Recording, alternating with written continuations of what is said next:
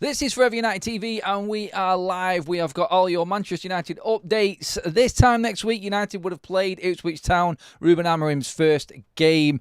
The countdown is on. Less than a week away till kickoff, everybody. All the players are pretty much into their midweek international games right now. We're looking at all of that. We're talking predominantly tonight about Manchester United's future and a plot, a plan, maybe an idea. We'll see how far it goes. But there are lots of reports around Giovany Quenda. Obviously, we know who he is. Plays for Sporting. Has been the go-to right wing back, right winger for Ruben Amorim this season. We're talking Alvaro Fernandez as well. More news and developments on that side of things with him as well and where we stand. Could Manchester United be looking to solidify their wide positions for the next decade in a double swoop that they are looking to put forward this summer? That's according to reports, and we're going to get into all of that as well. I want to talk about Matthijs de Ligt later in this show as well. He has been talking on international duty.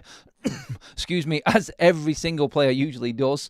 We're going to talk about what he has said about the troubles at the start of the season and some really interesting stuff and what he's been talking about as well. Ruben Amorim is already impressing the hierarchy at Manchester United and the management team, so all looking rosy and all looking well for Manchester United. I'm going to keep on that positivity train right now because I want to talk future of Manchester United. It's going to cost.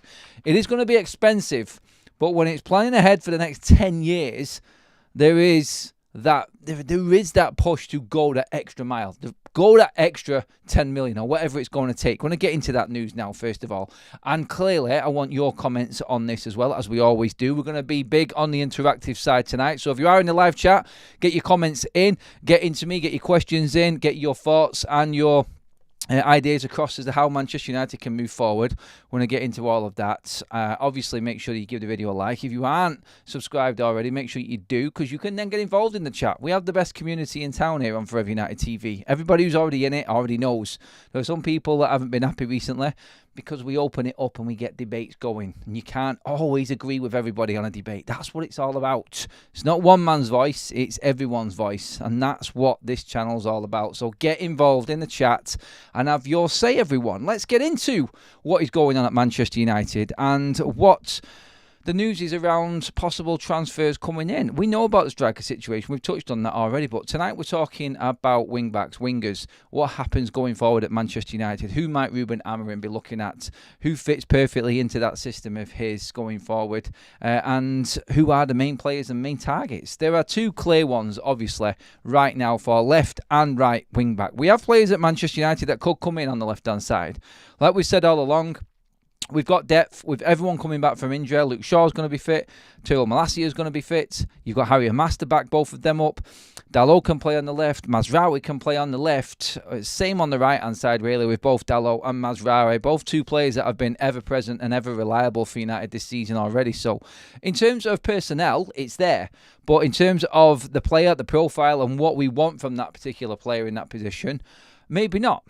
Maybe not. And I don't want to say that in any sort of disrespectful way to the players that are there, because Mazraoui has been the signing of the summer and has been Manchester United's most consistent and best player this season. I'll argue that with anybody right now. Actually, I don't think anyone would even disagree with me on Mazraoui this season. He's been outstanding, hasn't he? Dalot hasn't had a great season, to be honest. He's had probably one of his worst starts to a season, but we know that he can turn it around. He's done it many times before and found form and really turned out to be a real reliable source for Manchester United when it comes to defending. In seasons gone by, when it's been a complete drab affair, where it looks like we've got no one available because everyone keeps on picking up injuries, he has been an ever-present and an ever-reliable. So I want to give Dalot his flowers as well. But maybe we're moving forward. Maybe them two players are going to be backup. You don't know. It'll create competition for places, but I want to start with the news that Manchester United are looking into Giovany Quenda first of all. He is a player that Ruben Amorim trusts, knows well, and has utilised him. Like this season alone, at 17, he has made 18 appearances in all competitions throughout the season so far. Champions League, the Cup games in Portugal, the League games in Portugal. 14 of them have been starts. That tells you everything you need to know. He started every single Champions League game, apart from the one against Sturm Graz that Sporting played. And he is the go-to man for Ruben Amorim in that system at Sporting. So when it comes to the age factor, when it comes to the questions that are obviously going to be asked when it comes to him coming to the Premier League. It's a different ball game. We know this, but this is the kid that's been doing it on the biggest stage against the best teams, like we've seen Manchester City. They're right up there, and Sporting will probably qualify in the top 8 of the Champions League and get into the knockout phases. That's because of Amorim's system and the confidence that he's built with these players and how he's actually helped them progress into first-team football and performing at the highest level right now. And the news on this has come from Ebola, again, Portuguese outlets that we've quoted quite a lot for a lot of the Portugal news. They were the ones all over the RUBEN AMORIM story and everything that was developing with that. They're the ones that have said it first of all. Breaking: Manchester United are preparing to try to secure the signing of Giovany Quenda now and welcome him in the summer. The release clause is around €100 million, and initial attempts will not be less than €40 million. So I looked at that and I thought, right, £40 million. So you're talking there, round about 50 million-ish sort of euro mark, aren't you? Really, I think that's where you start. His market value is 15 million for where he's at right now. And let's not forget, after this season, Quenda will have 2 years left on his contract. Can Sporting really afford to keep hold of Quenda now, knowing that next season he could end up going even cheaper, or worst case scenario, going on a free the season after? The 2 year to go period, when it gets to that stage in a player's contract, is negotiation time. We all know this. You never really let a player get into the last 2 years of his contract. Sporting, we know, are a selling club. They have done it throughout. They always will do it. That's how they finance themselves. And we have a fantastic relationship with Sporting, obviously, as well. The way that we handled the RUBEN AMORIM situation, I think everything was done amicably. I think negotiations went well. There's been no bad word come out from Sporting side around Manchester United, how we operated in getting RUBEN AMORIM through the door.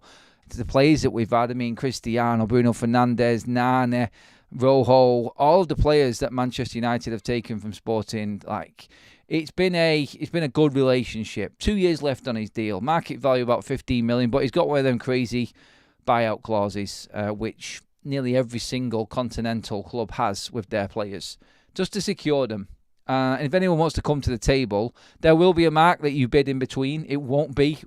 No one will ever pay the release clause if it's up that much. There's very rarely a player that's worth 100 million in the world. There are very few. And I think if we're all honest with ourselves, everybody knows and understands the way that financial fair play and PSR and everybody else's limitations work now in football. So when it comes to them big targets, everyone's like, oh, we can't afford that. We can't be spending that on a player. We won't be spending that on the player, is what I'm trying to say. There will be negotiations in between.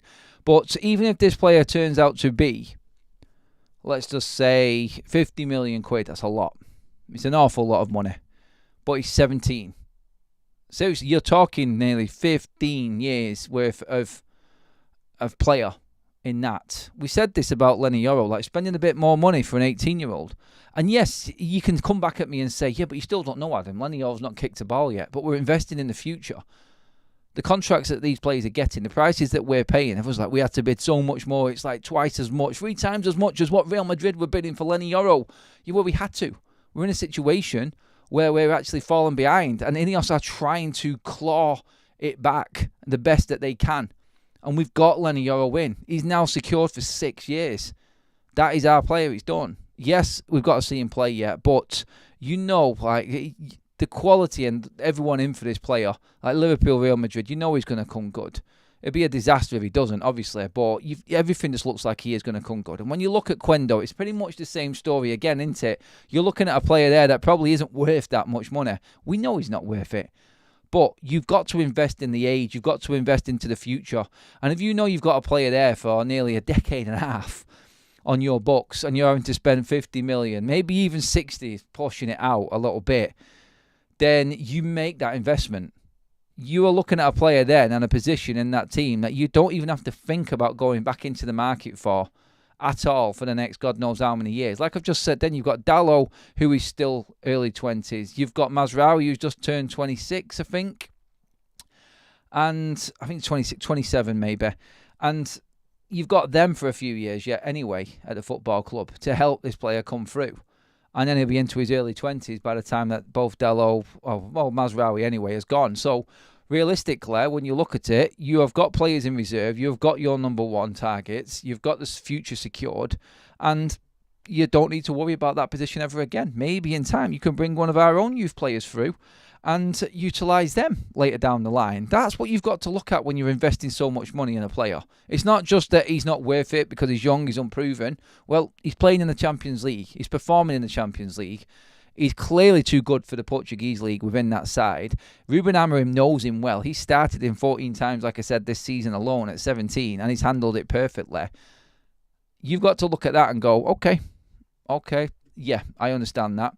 Is there anyone else that we've got in our youth system? You could look at Mantato, Bendito Mantato, who is in the youth setup right now, another player similar age to Quenda. Just not going to get your chance at Manchester United at that age, I don't think.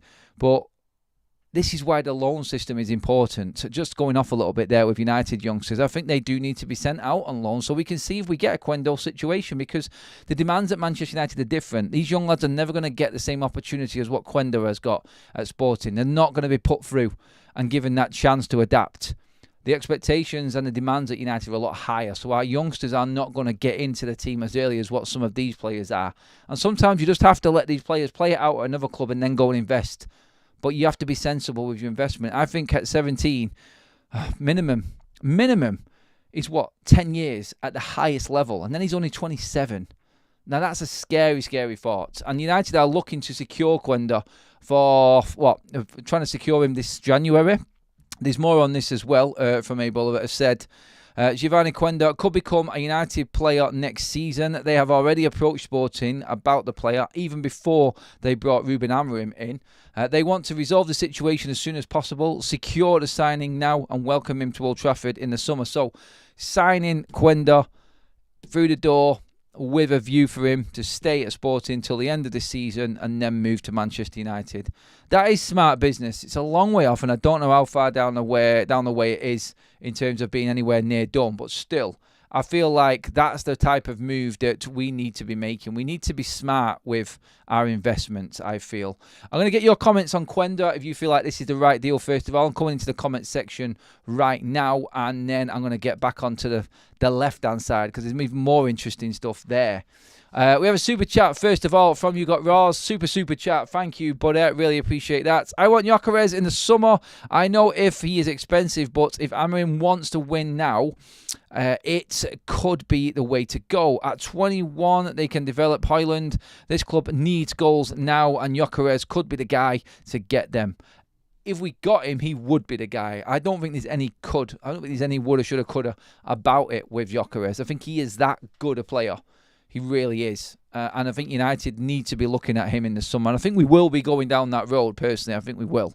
But we'll see in time. I honestly just don't think there's enough goals there right now at United. And you need that guarantee. You got Rawls with that super chat. It's pretty much bang on the money there. I think he is that type of player, I feel, that is...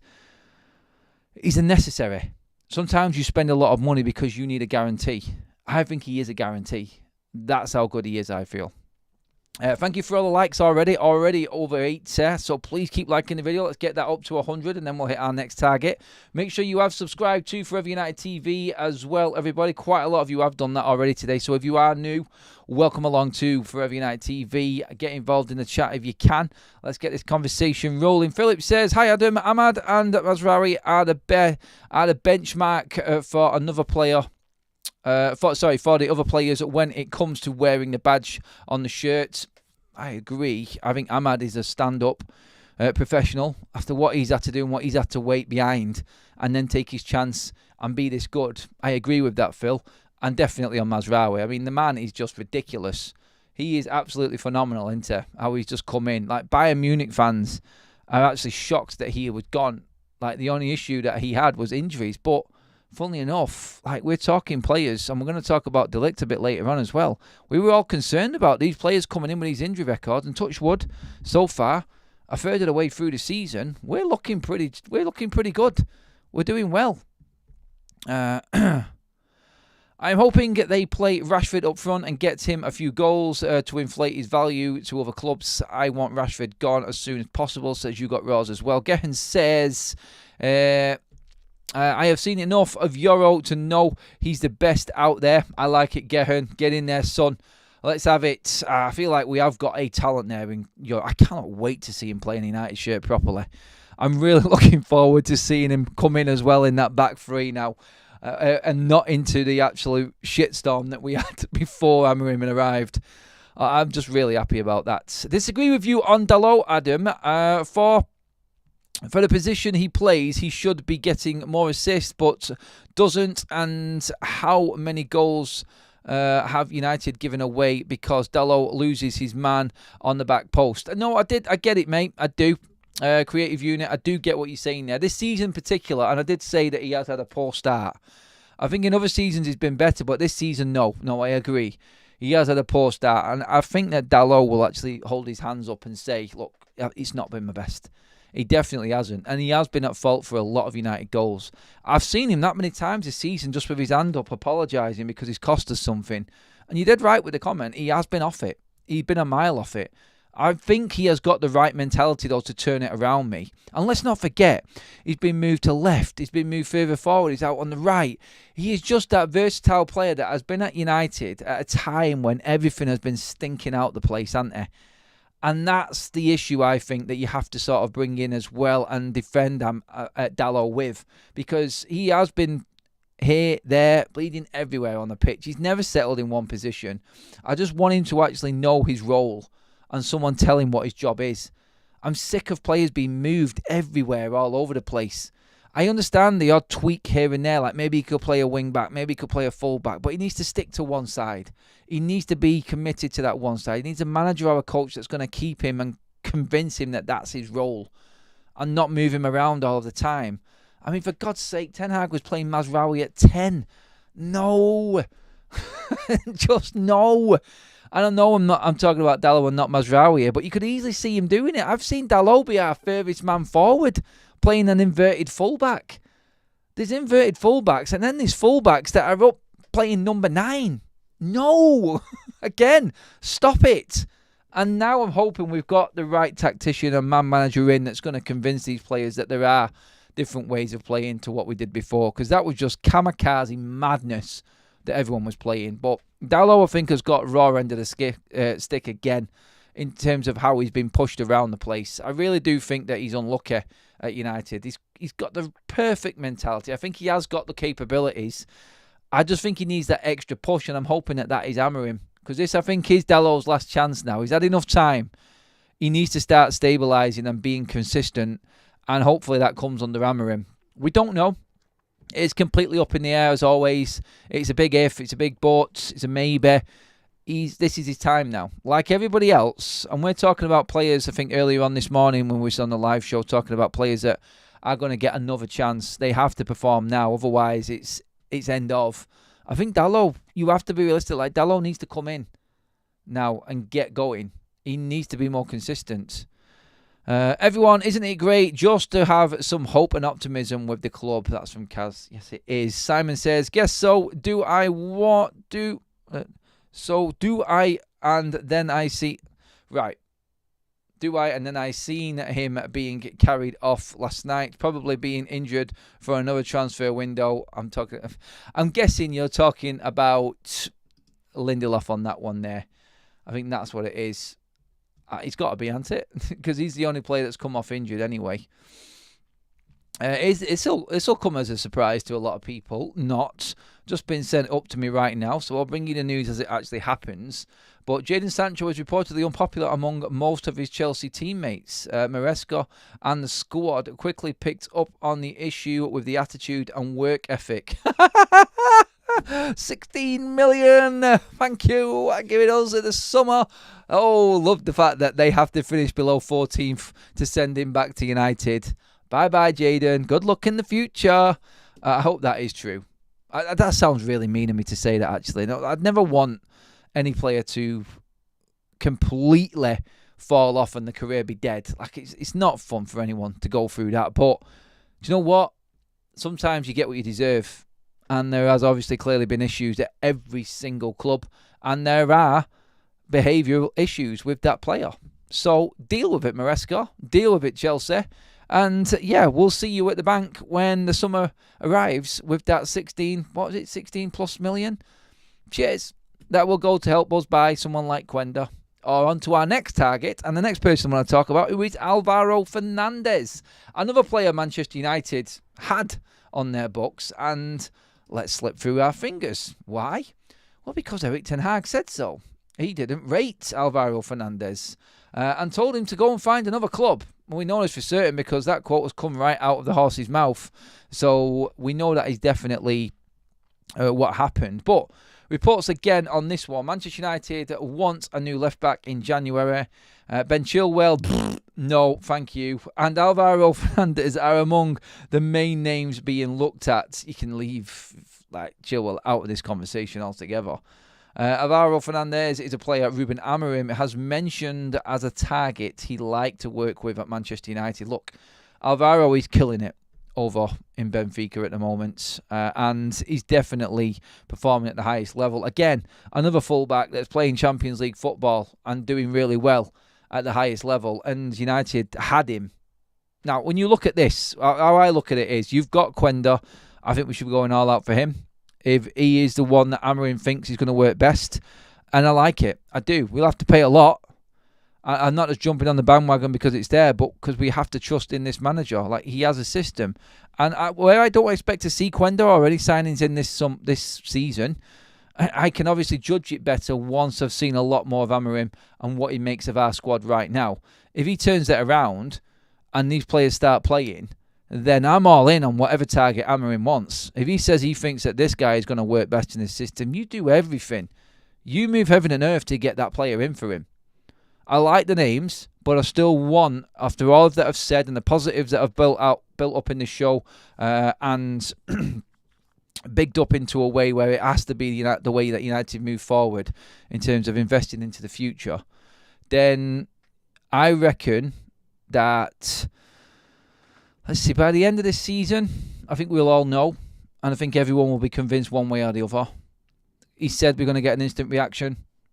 I feel like we need to see more of Amorim ball with this squad. If you can turn this team around to playing a lot better, then go for it. Trust in this man in terms of transfers coming in. I still feel like he is the right man going forward, and he will get the right amount of time. I'm not going anywhere near that exit bus if things are going wrong until at least 2 years like we gave Ten Hag. Ten Hag had his 2 years. I didn't like him. I wanted rid of him. You need to be doing something within 2 years. I'm sorry. You're not getting the time. You're not getting the time. I've seen some people message me from this morning. Some people actually, in fact, couldn't handle the truth and said they're not going to watch again because I said they thought I was being unfair, that RUBEN AMORIM needs to make something of this team this season. Well, it's not me saying it. Like I always do, I add context, I back up my argument. If you're only getting a 2-year contract, then you really do need to hit the ground running. You've got the first 6 months now, and then you're into next season. Next season, you're expecting to be comfortably in the top 4. I reckon right now where we're at, I reckon Ineos think that we can get top 4 now. Just the way that they're talking. But some people don't like hard truths. They don't like the facts. They hurt, don't they? They hurt. You want to drop your standards and say, no, we need to give these players more time. Let's not forget, the majority of this squad have played at the highest level. Even the players that we're calling the trouble causers have still finished third and won a couple of trophies at United. They've got it in them. Don't let them kid you. Don't let them standards drop just because you feel like this manager needs to ease his way in because we've got a load of numpties in our Man United squad. Don't let that convince you. Top 4. Go. Reality. That's it. You can come back at me again if you want and argue it in the comments later on, but I'm still going to stick to it. I'm not seeing anything from anybody above us, especially the teams that finished above us last season, barring Liverpool and City, that are really taking this season by the scruff of the neck and moving away. And that's with City losing 4 games in a row, for God's sake. Alvaro Fernandez, situation being, we know 16 million, Manchester United can buy him out. That's the release clause. Benfica don't want to sell him because they can make more selling him to any other football club because the price for them is obviously a lot more than what United would pay. So United were clever enough at least to add on a buyback clause for Alvaro Fernandez. He has now hit that mark and is doing well. And he is a player we can get him very cheap at a young age. And Quenda, Alvaro. If it costs 60 million to bring him in, it looks stupid that United are having to pay for Alvaro Fernandez again, having had him in our ranks. But still, if we're just going to block off everything from this point and forget about what embarrassment we're going to cause ourselves by bringing another youth team player back that was here before and then bringing him back in, if we want to just forget and just work from now going forward, Alvaro Fernandez on one side, Quenda on the other, 10 years of our wing-backs, wingers, full-backs, whatever you want to call them, being secured, I think that's good business. I think that's very, very good business. Some people will still argue it. I do get the argument as well. We could get better players. Yeah, there might be better ones out there. They might be better than Alvaro Fernandez. Amas might turn out to be a better player than Alvaro Fernandez. We don't know. The problem we've got is, like I said, and I made another video about this, and this is what I always go on about context and why I say what I say, is that I fear that because everyone's getting a second chance, our youth players are not going to get a chance. And they're the facts. And that's why we made a video about Harry and Mass. That's why we made a video about him being scouted out by Aston Villa and Villa ready to pounce. He'll look at that as a player and go, Villa are actually better than United at the moment, and they want me. They want me now. They want to buy me. So where's the player's head at? He wants to obviously see what happens with Alvaro. And again, this is why it all links in together for this next 6 months. It's vital that Amorim gets it right, because he needs to know he's going to lose players. He's going to get players on board. He needs to know all of this in a short space of time, because he hasn't got much time. And he needs to figure out which players will float and which ones will sink. And he wants to give everyone a chance. If he sees something in the mass, well, we've just seen it with Quenda and what we're talking about, he may not even go into the market. If he thinks that Harry Mass is good enough, he will play him. And you could say goodbye to Luke Shaw. You can see Malacia as that player that we thought he was when we brought him in for 12 million, which is just a reserve fullback, which is what he should be. It's great to see him back, but we all knew that he wasn't going to be first team, and he wasn't brought in to be first team. So that, I feel, is that's the real reality, you could say, I think, in the situation right now. But both Quenda and Alvaro, I think, would definitely enhance Manchester United. I think they would both give us another dimension altogether, and I think it's something we need to be looking at. You got Ross, another super chat. Man, you are on it tonight, mate. Absolutely loving this. Thank you. Do you think we will tell some sporting players that want to come to United to wait for their contracts to be up, then sign for free like Madrid is doing? I mean, if you look at the Quenda situation, you got Ross, you could say that by the time his contract is up, he will be 19, still very young. And to get him on a free, maybe, you could look at that and say, look, Harry Mass is coming through into Manchester United's side. It's the wrong side of the pitch, obviously. I'm just using it as an example. Say, look, Manchester United might have, like, Mantato may come through, be that wing or that wing back, full back, whatever you want him to be. And he might not need Quenda. But if you can tell him that you're going to come in for a free transfer in 2 years, can you hang on? I don't know how you do that, because this is what Real Madrid were doing with Euro, and you run the risk of him being taken at the last minute, and that's what United have done. So it could easily happen to United as well. I mean, you could look at Alphonso Davies and say, look, there's the perfect fullback ready to move into Manchester United's side to work with Amorim, and we could get him on a free ahead of Real Madrid. But Real Madrid have been touting him for 2 years like they was with Lenny Yoro. And it can all spin around and turn around very, very quickly. So, yeah, I think we have to be real about the situation. I think United just now have to put a mark down, and we are probably going to end up spending money. I don't think we've got the time, and I don't think we're in a strong enough position to tell players, especially with not having Champions League football guaranteed, to wait. You could say, look, wait 2 years, and then if we're not in the Champions League by the time that comes around, then you have the option to go elsewhere, but give us first refusal. I mean, there's a lot that you can do, but honestly, I feel like United are just in the market now to make sure that they get the player in. By hook or by crook, I feel that's how it is. Let's see. What's the news about Mason and Amas in terms of Mason Mount? Amas, pretty much like I just said then, Villa are interested, but he wants to see how it goes with Ruben Amorim first of all. Sunday, 18th of May, Man United versus Chelsea. Hypothetical Chelsea in 15th, but they win the game. We'll move to 13th. Do Manchester United let them win so that Chelsea have to buy Sancho? That is a situation that is never going to happen, thankfully. But no, we never deliberately lose at Man United. We always want to win. Amorim, if not want to get sacked, need to get rid of Rashford and Onana and Maguire, I think that says there. I'm pretty certain that's what he meant. Mantato looks the real deal, the realist. He does look good. He does. I would love it if they swiped Davies off Madrid, says you got Ross. I would too, 100%. I'd take Quenda, maybe Gyökeres if we sell Rasmus. We're not going to sell Rasmus Blitz, I'm pretty certain of that. Mason and Mass and Harry Mount. Both good players who will play this season. I like that, yeah. The old name mixer. By the way, Fabrizio Romano, as you can see at the bottom of your screen there, has said that Pogba will not be coming back to Manchester United to train. The stories are false. So, yes, don't be convinced that he is definitely coming back to train, is what Romano is saying. So, yeah, looking at that, I wasn't bothered if he did. People have taken this way too far. Some fans have been begging for him to come back. I have put a little shout out on to Football Talks, our other channel that I run as well. If you want to catch the full update on Paul Pogba and what's been going on with the fans and everything. So click across. The link is in the description as well for Football Talks. There's a couple more videos on there as well for you guys to watch if you haven't already. Make sure you jump across there and hit that subscribe button as well. Give us your thoughts on the content there.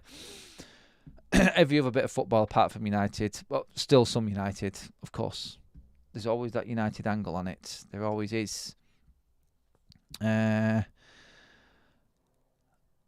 just been sent another one quickly before I move on to actually his Dutch fellow Dutch player, but 16 months after suffering a brain hemorrhage, Edwin van der Sar is back on the pitch. He must be playing in some form of charity match or something, but good to see our goalkeeper Edwin doing so well on his recovery after that scare that he had with that brain hemorrhage. That was scary times, but thankfully he is back on the pitch as well and doing well, which is good news. More good news. I wanted to talk about Matthijs de Ligt as well on the show because he has been opening up, and I've been trying to give Matthijs de Ligt his flowers for a while now, and that is that he has been an unsung hero at Manchester United. He's quietly going about his business, continues to get in, I would say, like 6 and 7 out of 10s. You could say that's not a lot, but this is an interesting read in the expectation factor with Matthijs de Ligt. And I think this goes for a lot of players who come through when they're young.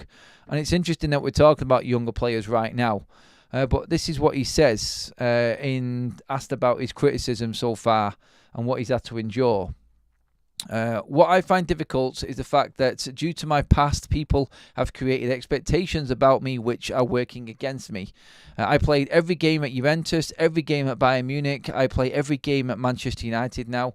When I left Ajax, the expectations were extremely high, which means you can never perform good enough. I have to keep telling myself that I am actually doing a good job. Even in those first 2 games with the national team this season, I wasn't even playing bad, but I just had one bad moment. That there, I feel, puts it in focus as to how difficult it is when you move to a big club. I think he's nailed it there, Matthijs de Ligt. And you have to give credit to some of these professional players sometimes as to dealing with the expectation levels. He's been at 4 very big clubs now. Obviously, Ajax, Juve, Bayern Munich, and now Manchester United. He's played at the elite level continuously throughout his career, international, club level, everything. And he did come with that concern. He did come to Manchester United as a player that was sort of the unknown in terms of why he was leaving Juventus, why he was leaving Bayern Munich, why United buying him now. Is it just because he used to play for Ten Hag?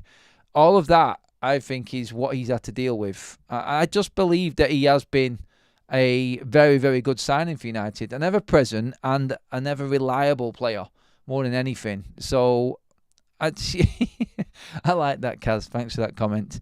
I just feel like we need to be talking about De Ligt. And he goes to show, look, with younger players coming through, the expectation levels, if you hit the ground running, and I think this is what we're talking about with Garnacho now, with Kobbie Mainoo as well.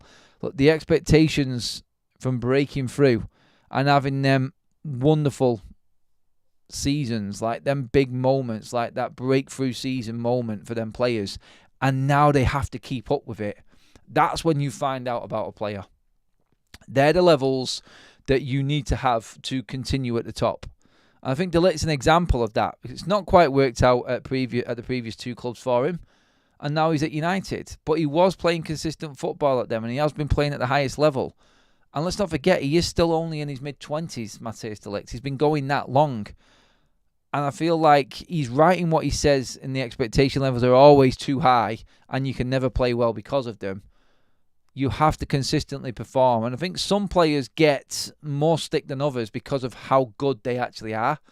And I feel like that is a prime example of Marcus Rashford right now as well. Because he did break through and he did look the real deal. And he's just lost his way. And that's the perfect example of how a career that looks so good can go the complete wrong way as well. It's not always the fairy tale story. We've seen loads of players break through and look great. You only have to look at Dele Alli, for God's sake, and how players just completely fall off the face of the planet from being absolute world beaters, challenging at the highest level, World Cup semi-finals and starring performances on the biggest competition on the planet, to not getting into any side anymore. What happens? You have to take into consideration that these players are under a lot of pressure. And someone could even come back at me and argue with me with my point about Marcus Rashford. I just feel like he has he has thrown it away, I feel. And he should be looking at players like Dele Alli and going, I need to knuckle down. I think he's had the biggest protection from Manchester United more than any other player.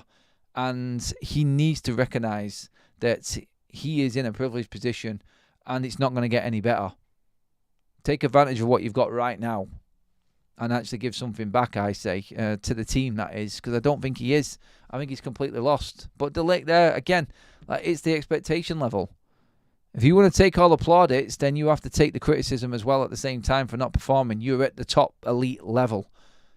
If you can't handle it, then you get them players that I've just mentioned that fall off completely, and then you've gone into the wilderness. Can we get 200 likes before we finish the show, everybody? We're almost there. Everyone in the chat, please give the video a like. Make sure you have subscribed as well so you can get involved in that chat and help us on this journey. We're looking at 70k. We want to try and get as close to 70k as we possibly can before the end of this year. So be part of the journey, everybody. Hit that subscribe button. Blondie has just donated a membership. That's gone to Marcus. Welcome to the Members Club, Marcus. De Ligt for captain. Everything about the man is right, says Sponge 10. Oof, yep. I think he is a stand-up. He's captain material. He's got leadership qualities. Very, very good player. I do like De Ligt. He has impressed me. I did have my concerns. I think I aired them. I did say I was a bit concerned about his injury record, his speed. He's coping well enough. There have been moments where he has been found wanting a tiny bit speed-wise, but it's that know-how and that nous and how to defend, I feel like he's got, that a lot of players don't. And that's what experience at the highest level brings as well. So I think you have to take that also into consideration. Sorry,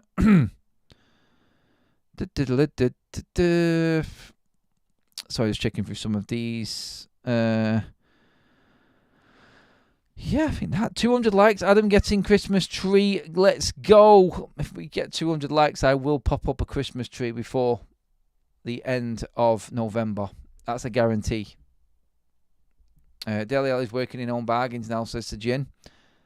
Blitz X. I saw Amorim with the Moncler and iced out watch and immediately knew he's a special one part 2. Gehan says, De Ligt is the real deal. He's strong, fast and powerful. He will just get better and better. I look at him for leadership now. Strong and powerful, yes. I don't think he is that quick though, mates. I've seen him move. He isn't quick at all. A Christmas tree before December, isn't that like a crime or something, says Guess? No, it's not.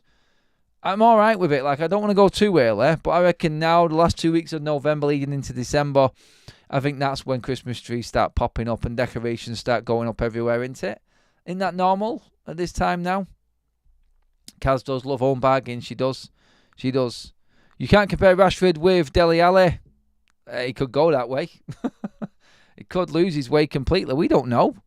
Like right now, look, if Marcus Rashford doesn't get back in the side, we don't know what's going to happen.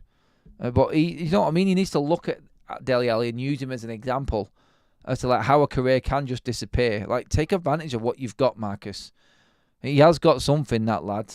I've just not seen it for a very, very long time. Amorim has impressed the hierarchy already. I just want to finish on that one. Already with the way that he's operating, he is making waves at United, as we expected him to. He's a smooth operator. No, he's not that smooth, but he is obviously making a good impression at United already. And we're not surprised, are we? We're not surprised. But you've got to wait it out. You've got to see what happens. It's all right coming in now and everything being good. Of course it's going to be good. There's no football being played. And judgment will come when the game starts and the results start coming in. We'll see then how everything is. But he is that man right now. He is talking everything that needs to be. He's saying everything that needs to be said. He has an aura about him. He understands what this club is, I think, more than what Ten Hag did when he first arrived.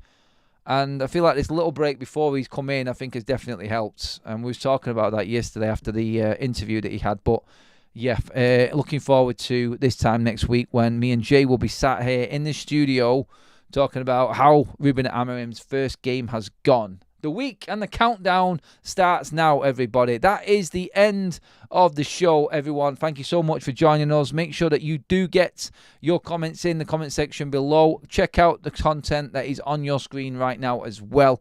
Make sure you've hit that subscribe button, which is right there as well for you all. And I will see you first thing in the morning with all of your updates.